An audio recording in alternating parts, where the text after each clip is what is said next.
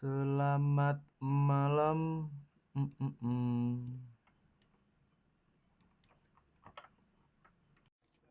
Pertanyaan yang sangat menarik.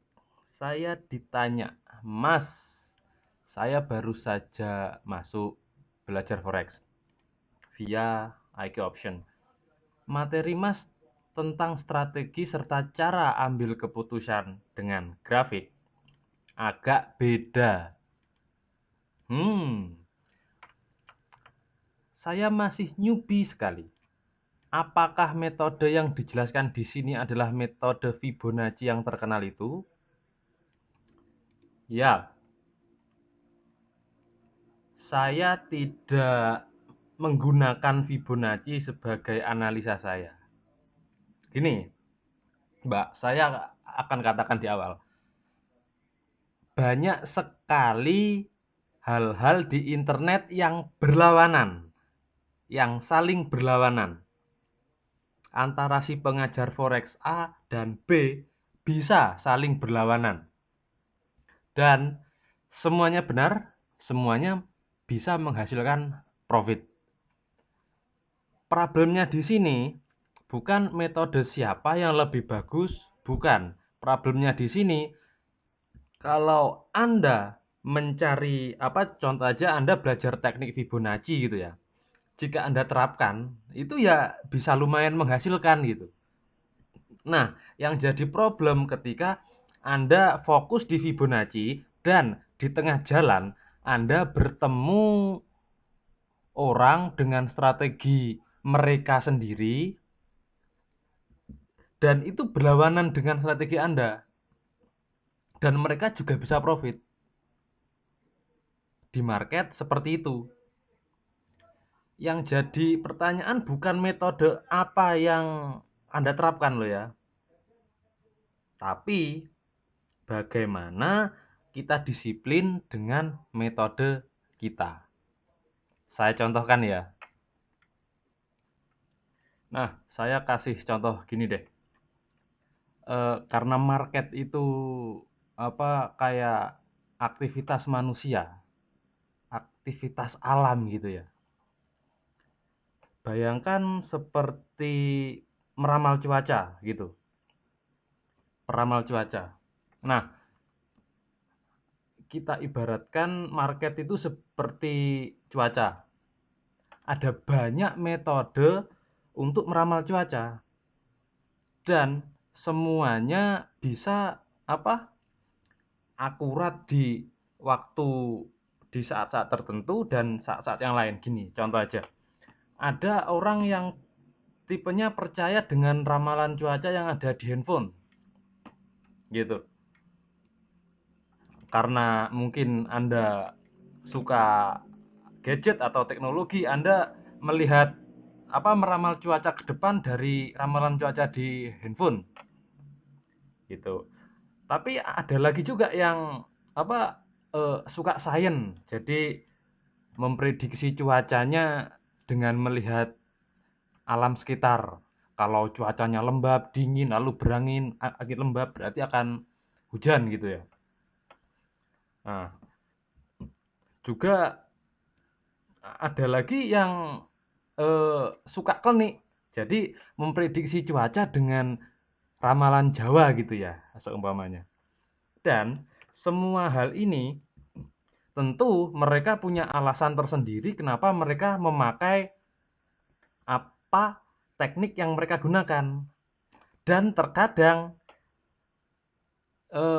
satu teknik dan teknik yang lain itu saling tidak berhubungan gitu loh. Terkadang malah saling berlawanan. Tapi semuanya bagus karena gini. Kenapa semua bagus? Saya contohkan gini deh. Di handphone meramalkan cuaca bahwa Senin, Rabu, dan Jumat akan hujan. Dan orang yang meramal cuaca lewat keadaan alam, Selasa, Rabu, dan Kamis akan hujan gitu. Tapi orang Jawa bilang, oh enggak, menurut primbon saya, Senin, Kamis, dan Jumat yang hujan. Tapi ketika dalam realita yang hujan malah hari Senin,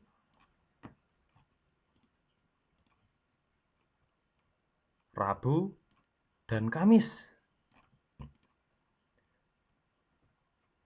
Yang hujan hari Senin, Rabu, dan Kamis. Nah, berarti tinggal kita hitung deh akurasinya berapa.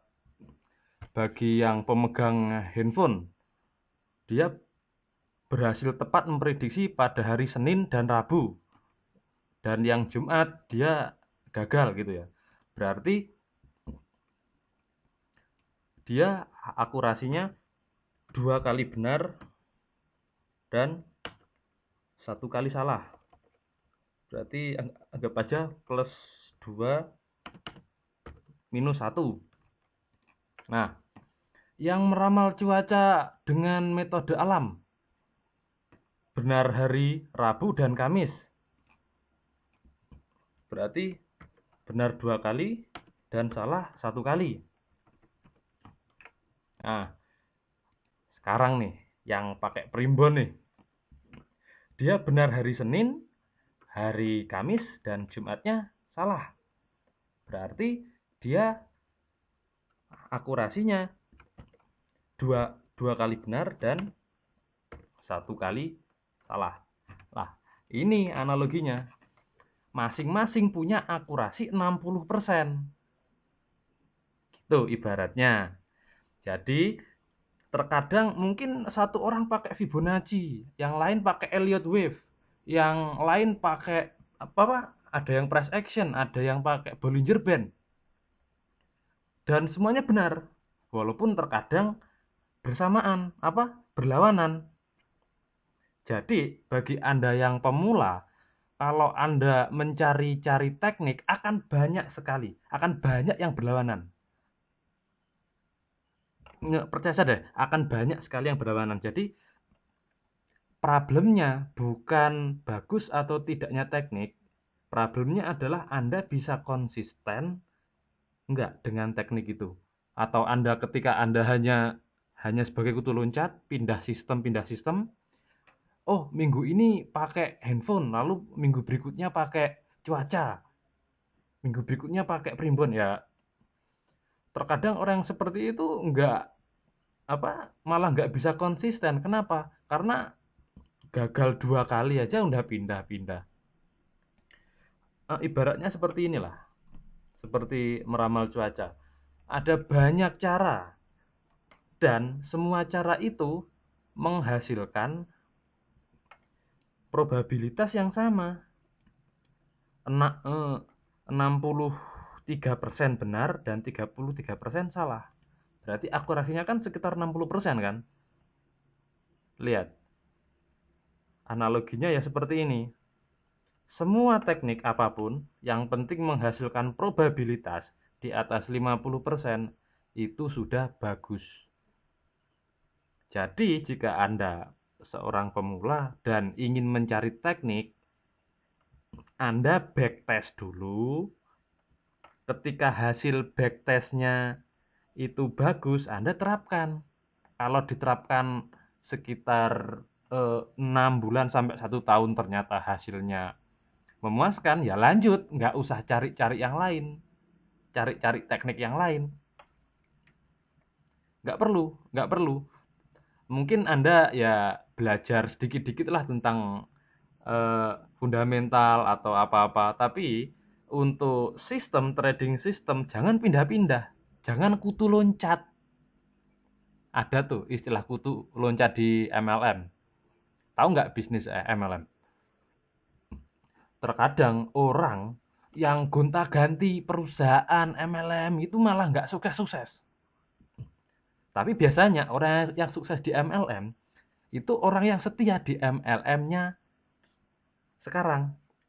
Kalau Anda ditawari orang MLM gitu ya, pindah-pindah perusahaan, waduh itu kutu loncat. Jangan jadi kutu loncat. Dan itu berlaku di trading juga. Mungkin 1-2 teknik itu udah maksimal lah. Kalau udah profit ya lanjutkan. Itu untuk pemula. Jangan gonta-ganti teknik. Dan saya ingatkan, akan banyak sekali teknik di internet yang kalau Anda pelajari semua, Anda malah bingung. Terkadang ada yang berlawanan soalnya. Jadi, cari mentor yang bagus, yang dari testimoninya murid-muridnya yang dulu bisa konsisten, ya fokus di situ. Gitu. Oke, semoga menjawab. Untuk saya pribadi, saya bukan Fibo trader, saya price action trader. Walaupun analisa saya dan analisa orang lain terlihat terlihat berlawanan, ya saya tetap yakin dengan analisa saya sendiri. Karena sejarah membuktikan saya bisa profit di atas 50% probabilitasnya gitu loh. Dan bukan berarti orang lain salah, bukan. Mereka benar dari sudut pandang mereka. Dan saya juga benar dari sudut pandang saya. Dan semuanya profit. Gitu. Ingat ya. Ingat.